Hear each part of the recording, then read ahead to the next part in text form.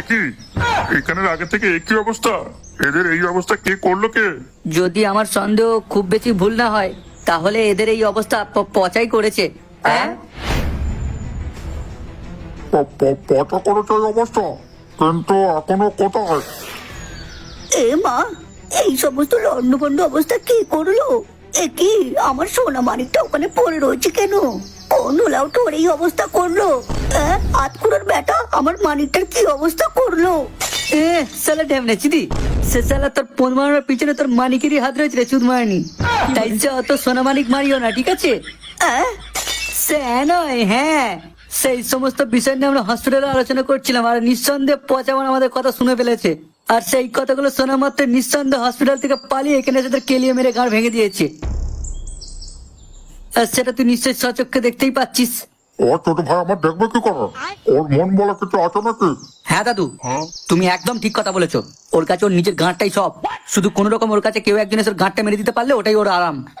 চুপ করে ওলাও তো আমার শালা, তো আমরা চোদা বাপাতরি আমার। কোথায় কি কথা বলতো এখনো শিখিসনি নাকি? হ্যাঁ, আচ্ছা কানাই, তুই জানলি কি করে যে আমরা এখানে রয়েছি? আর পাঁদুকেই বা এখানে আনলি কেন? হ্যাঁ, ওর গাঁড়ের ঘা কি শুকিয়ে গেছে? দেখো, তুমি তো আমাকে ওষুধ কিনতে পাঠিয়েছিলে, তো আমি যখন ওষুধ কিনে ফিরছিলাম তখন দেখি পচা চিতা বাঘের মতো দৌড়ে কোথায় যেন যাচ্ছে।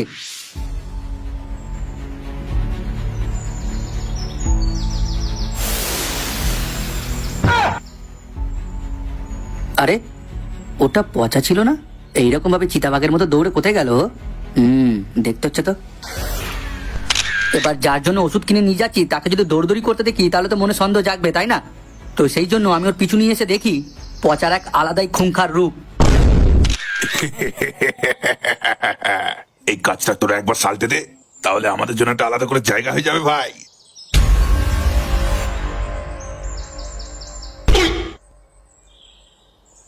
কি ব্যাপার, এখানে এলে কেন পচা? ক্যালাকেলি করতে এলো নাকি আবার? কিরে বস কি বললো শুনলি তো? কাজটা যেন ঠিকঠাক হওয়া চাই। তার বলতে গুরু ওইদিকে চেয়ে দেখো। এইটা আবার কে? তোদের জম। এই ধর তো শালাটাকে, ধর ধর। এই শালাটাকে পাঁদুর সঙ্গে ঘুরতে দেখেছি, নিশ্চয়ই পাঁদুর কেউ হবে। দেখে মনে হচ্ছে আমাদের সমস্ত কথা শুনে ফেলেছে, তাই একে আর ছাড়া যাবে না। চল চল, মার শালাকে, মার।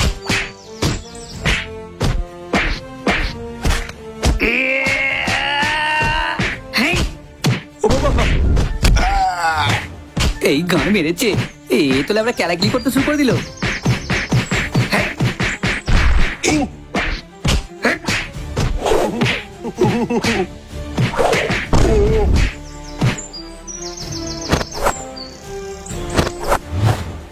ওকে দেখে তো মনে হচ্ছে এই ওষুধের আর কোনো কাজ নেই। তোর মানে এত বড় সাহস, তুই আমাদেরই ডেরায় ঢুকে আমাদেরই ধরে খেলাচ্ছিস। আজকে শালা তোকে মেরে এখানে কবর দিয়ে দেবো, দেখ। হ্যাঁ হ্যাঁ, আয় আয়, আমিও দেখে নিচ্ছি, আয়। আর কে আছে সাই, দেখতে আয়, কার কত দম আছে রাই। তবে শালা সুমনের বাচ্চা, তোর সিনেমার হিরোদের মতন উড়ে উড়ে মারা বের করছি, দাঁড়া। মিঠুনের মতন এমন লাথি মারবো না, পুরো কেলিয়ে যাবি, দেখ এবার দেখ।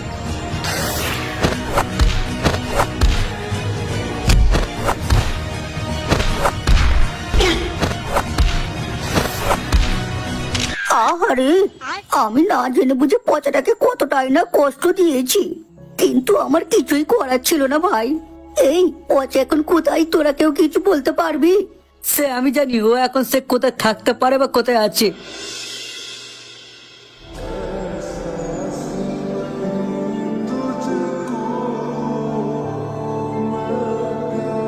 ভাই পচা, তুই ভাই আমাকে ক্ষমা করে দে ভাই, ক্ষমা করে দে। ক্ষমা নয়, তোর কারণে যদি ও একটুকু কষ্ট পায় তাহলে আমি সেই দিনই তোর ঘাড়ের ভেতর পা ঢুকিয়ে তোর গেল্লা পাড়া পুরো চিড়ে দেবো। বাবা গো বাবা, এইসব তুই কি বলছিস ভাই? ও যদি আমাকে ভালোবাসতো তাহলে কখনোই তোর সঙ্গে পিরিত মারাতো না। তাই নিঃসন্দেহে ও তোকেই ভালোবাসে, তাই আমি ওকে জোর করে কখনোই পেতে চাই না। কিন্তু ও যাতে ভালো থাকে সেই দিকটা আমি খেয়াল রাখবোই। হ্যাঁ, এটা তুই একদম ঠিক কথা বলেছিস। কি ঠিক কথা আবার বলেছি মারা? শালা ঢ্যামনা চোদা বুড়ো কিছুই জানে না। শালা ধেড়ে চোদা মিনসে যেখানে সেখানে নাক গলানো স্বভাব হয়ে গেছে। হ্যাঁ টেকলা চোদাতে এরামি শুধু শুধু সব জায়গায় নাক গলিয়ে বাবা চোদা টেকলা চোদা শুধু শুধু লিডারগিরি ফলাবে। যেদিন মারা হাতে না গেলে পাবো না সেই দিন মারা পুরো রোগড়ে দেবো। তবে না ছোট বাটা আমার দেখবে। আমি হলো যা, এদিকে দেখছি তো মিনসে দুটো নিজেদের মধ্যে ঝগড়া শুরু করে দিল। কোথায় দেখতে পাচ্ছি এদিকে আমি একটা গুরুত্বপূর্ণ কথা বলছি। সালা উলাউটো গুলো যেন এক তন্ত্রের। এই যে ভাই পচা, তুই সেদিনকে যেটা দেখেছিলি সেইগুলো সবই মিথ্যে ছিল। আমরা সেদিন কেউ কাউকে ঠাপাইনি ভাই। তুই সেদিন যখন আগে থেকে রাস্তা দিয়ে আসছিলিস তখন আগে থেকে আমাদের একটা প্ল্যান করা ছিল। ওই দেখ পচা আসছে। চল চল তাড়াতাড়ি চল, যাওয়ার আগে ভালো করে আরেকবার শুনে নে। আমার গায়ের উপরে উঠে এমন নোংরা নোংরা যা কথা বলবি যাতে ওই কথাগুলো শুনে পচার মনটা যেন একেবারে ভেঙে যায়। কেন এরকম করছো বলো তো? যেটা বললাম সেটা কর। চল চল তাদের কামড়ে চল।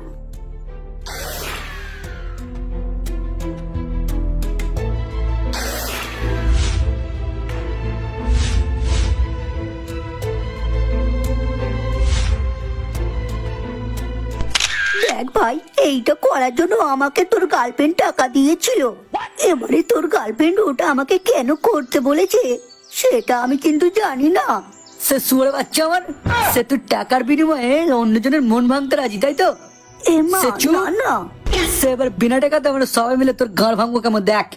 ও বাবা গো, না, ও আমার সঙ্গে এরকম কেন করলো সেটা আমি আজকে ওর থেকে জেনেই ছাড়বো। এভাবে আমি ওকে ছেড়ে দেব না কোনো মতেই।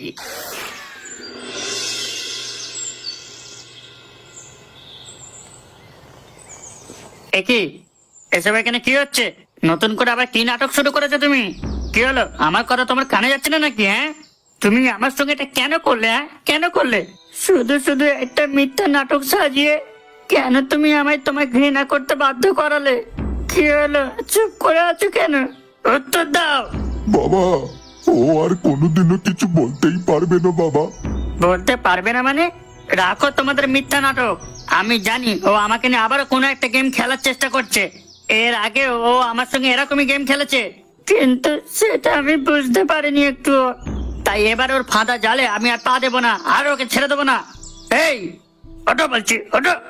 আমি তোমার কাছ থেকে জানতে চাই তুমি আমার সঙ্গে এরকমটা কেন করলে?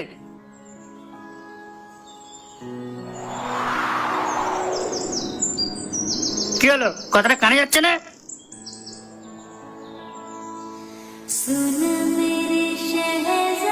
তুমি আমাকে ক্ষমা করে দাও পচা। আমি কখনোই তোমার সঙ্গে এটা করতে চাইনি। ছোটবেলাতেই আমি আমার বাবা মাকে হারিয়েছি। তারপর থেকে আমি একটা অনাথ আশ্রমে বড় হয়েছি। তাই ভালোবাসা কাকে বলে সেটা আমি জানতাম না। কিন্তু সেই দিন তোমার পাগলামো দেখে আমার তোমাকে ভীষণ ভালো লেগে গিয়েছিল। তারপর থেকে তোমার সঙ্গে যতদিন আমি ঘুরেছি থেকেছি সেটা আমার কোনো অভিনয় ছিল না, আর না ছিল আমার নাটক। মরার আগে পর্যন্ত অনুভব করতে চেয়েছিলাম ভালোবাসা কাকে বলে, আর সেটা তুমি আমাকে দিয়েছো। আসলে সত্যি কথা বলতে কি, ডাক্তার আমাকে বলে দিয়েছিল আমার আর বেশি দিন সময় নেই। আমার ব্লাড ক্যান্সার ছিল, তাই আগে থেকে তোমার কাছে আমি ক্ষমা চাইছি এই কথাটা লুকানোর জন্য। আমি বুঝতে পারিনি যে তুমি আমাকে এতটা ভালোবেসে ফেলবে। আর আজকে এটা ভেবে আমার অনেকটা ভালো লাগছে যে কেউ একজন পৃথিবীতে আমার জন্য রয়েছে যে আমাকে মন প্রাণ দিয়ে ভালোবাসে। না, তুমি আমাকে এইভাবে ছেড়ে চলে যেতে পারো না। আমি বিশ্বাস করতে পারছি না তুমি পারো না, পারো না। এইভাবে ছেড়ে চলে যেতে তুমি পারো না। আমাকে একলা করে যেতে পারো না। আর হ্যাঁ, কখনোই নিজের ক্ষতি করবে না, তাহলে কিন্তু আমি মরে গিয়েও ভীষণ কষ্ট পাবো। আর যাওয়ার আগে তোমাকে এই কথাটা না বলে গেলেই নয়। I love you so much পচা। উপরওয়ালা যদি আমায় আরো একটু সময় দিত তাহলে আমি তোমার সঙ্গে সেই সমস্ত মুহূর্তগুলো কাটাতাম যেগুলোর আমি স্বপ্ন দেখেছিলাম। যাই হোক, এবার আর আমি পারছি না, আমার হাত কাঁপছে, আমার মুখ থেকে রক্ত উঠছে। চিরবিদায় পচা, চিরবিদায়।